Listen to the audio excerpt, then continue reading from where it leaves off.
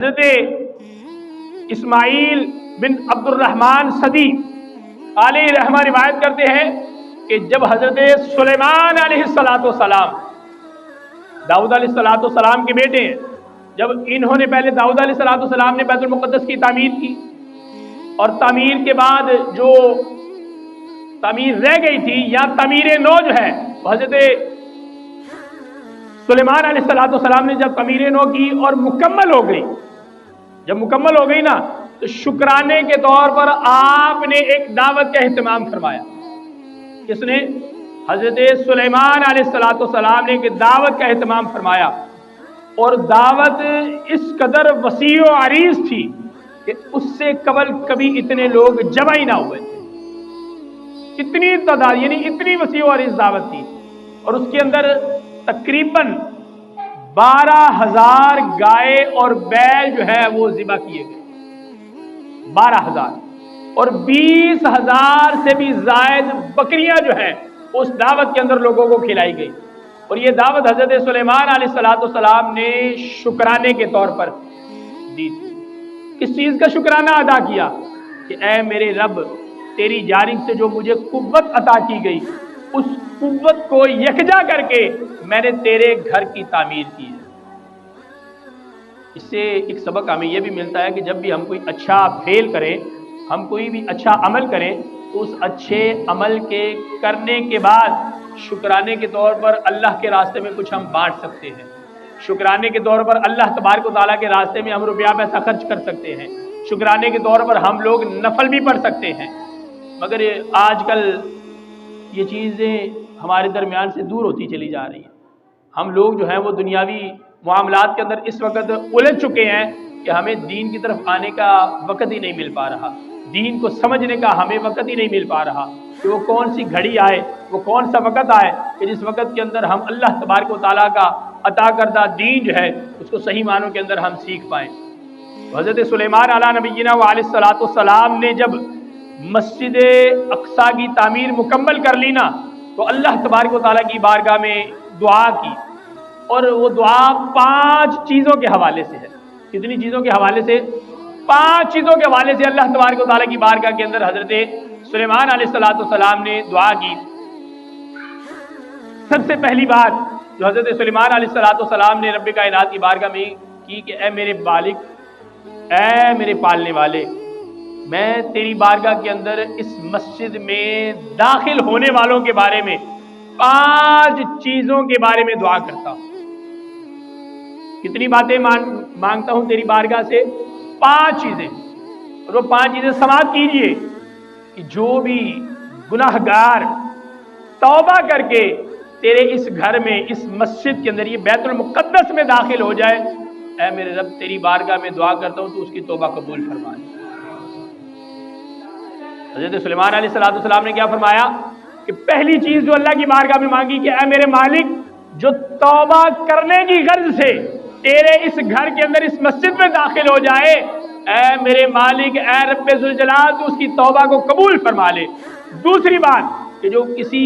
خوف اور خطر سے بچنے کے لیے، کسی مشکل سے، کسی موذی جانور سے بچنے کے لیے تیرے اس گھر کے اندر داخل ہو جائے کہ اے میرے مالک، تو اسے تمام خطرات سے امن عطا فرما دے، تو اسے تمام خطرات سے امن عطا فرما دے۔ اور پھر فرمایا کہ جو شخص بیمار ہو اور حالت بیماری کے اندر تیرے اس گھر کے اندر داخل ہو اور تیری بارگاہ میں دعا کرے، اے رب ذوالجلال، تو اسے شفا عطا فرما دے۔ دیکھیے اللہ تبارک و تعالیٰ کے نبی کتنے ہی مہربان ہیں، رب کی بارگاہ میں کیسی کیسی دعائیں کر رہے ہیں۔ حضور علیہ نبینا علیہ السلام کی امت کے لیے، آپ اپنی امت کے لیے، اور اپنے بعد میں آنے والے تمام، یعنی قیامت تک کے لیے جو بھی بیت المقدس کے اندر داخل ہوگا، اس کے اندر نماز پڑھے گا، جو بھی وہ نیک دعا کرے گا، نیک تمنا کرے گا، حضرت سلیمان علیہ السلام نے اس کی نیک تمنا کی قبولیت کے بارے میں رب کائنات کی بارگاہ میں پہلے ہی دعا فرما دی کہ اللہ تبارک و تعالیٰ اس شخص کی دعا کو، بولیے، اللہ تبارک و تعالیٰ اس شخص کی دعا کو کیا کر لے گا؟ قبول فرما لے گا۔ اور چوتھی چیز کہ کہ جو حضرت سلیمان علیہ السلام نے رب کائنات کی بارگاہ میں بطور دعا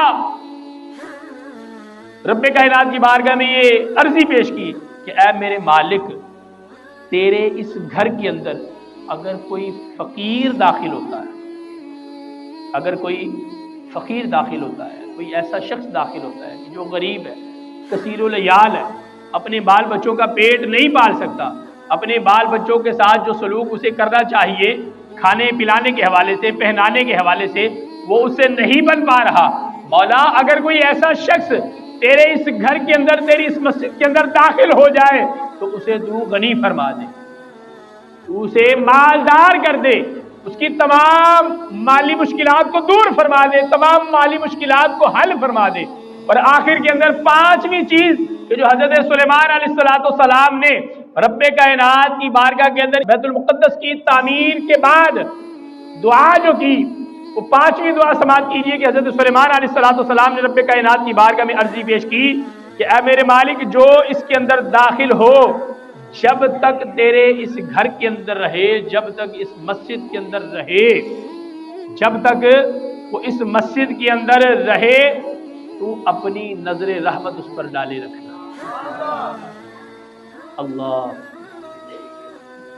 اب آگے انہوں نے ایک چیز کی قید لگا دی، اگر کوئی گناہ کرنے کی نیت سے، اگر کوئی شرابی، کوئی زانی، کوئی ایسا شخص کہ جو دل کے اندر ارادہ یہ لے کر آیا ہے کہ مسجد کے اندر جا کر میں نے غلط فعل کرنا ہے، کسی کو تنگ کرنا ہے، اس طرح کی کوئی بھی، یعنی غلط فعل سے مراد کوئی بھی معاملہ لے لیں، اس بندے سے ہٹ کر اگر کوئی اچھائی کی امید لے کر آیا ہے، اگر کوئی نیکی کی امید لے کر آیا ہے، نیکی کی تمنا لے کر آیا ہے، اے میرے مالک اس پر اپنی خصوصی نظر اور شفقت کی نگاہ رکھ۔ دیکھیے اللہ تبارک و تعالیٰ کے نبی کتنے مہربان ہیں اپنی امت کے لیے، اور حضور علی نبینا بلکہ آقا دو عالم صلی اللہ تعالی علیہ وسلم تک، اور آپ کے بعد سے لے کر قیامت تک کے آنے والے تمام لوگوں کے لیے کتنی مہربانی ہے ان کے دل کے اندر، کتنی شفقت ہے، کتنی محبت ہے ان کے دل کے اندر کہ حضور علیہ السلام کے امتیوں کے لیے بھی وہ دعا کر رہے ہیں، اپنی امت کے لیے بھی دعا کر رہے ہیں، اور اپنے بعد سے لے کر قیامت تک کے آنے والے تمام مسلمانوں کے لیے دعا فرما رہے ہیں۔ ہے تو کہیں کوئی ایسا نبی کہ جو قیامت تک کے لیے تمام مسلمانوں کے لیے دعا کرے؟